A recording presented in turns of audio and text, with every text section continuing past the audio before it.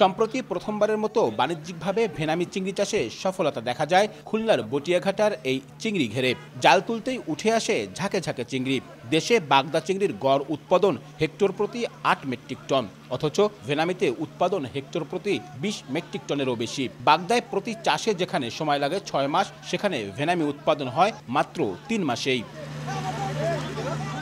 ২০২১ ও ২০২২ সালে দেশে ২ দফা ভেনামি চিংড়ির পরীক্ষামূলক চাষে সফলতার পর চাষিদের দাবির মুখে ২০২৩ সালের জুলাইয়ে বাণিজ্যিকভাবে এই চিংড়ি চাষের অনুমোদন দেয় মৎস্য অধিদপ্তর। তবে প্রথম থেকেই আবেদনে কম আগ্রহ ছিল চাষিদের।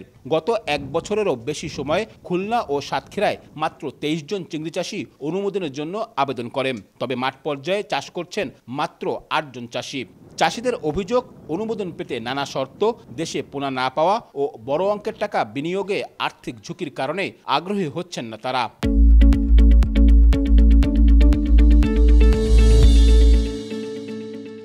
অনুমোদন পেল কিন্তু পোনা পেল না, খাবার পেল না, মেডিসিন পেল না, তাহলে তো এটা আগাবে না। যদি কোনো রকম ফল্ট করি তাহলে দেখেন আমাদের লক্ষ লক্ষ টাকা বাড়ি খাবো। ১০, ২০, ৩০টা যদি পুকুরে যদি না করতে পারি বেনামি চাষে আমরা কোনোদিন লাভবান হতে পারবো না। বাগদা চিংড়িতে যতটা রপ্তানি সহজযোগ্য, ফোন দিলেই গাড়ি চলে আসবে কোম্পানির, কিন্তু ভেনামির এই দ্বারটা এখনো সেইভাবে খুলে নাই। এদিকে পোনার সহজলভ্যতার জন্য খুলনা অঞ্চলের একটি প্রতিষ্ঠানকে ভেনামির পোনা উৎপাদনের অনুমতি দেয়া হলেও তারা উৎপাদন শুরু করতে পারেনি। তবে চাষিদের উপর দোষ চাপিয়ে দ্রুত উৎপাদনে যাওয়ার কথা জানিয়েছে প্রতিষ্ঠানটি।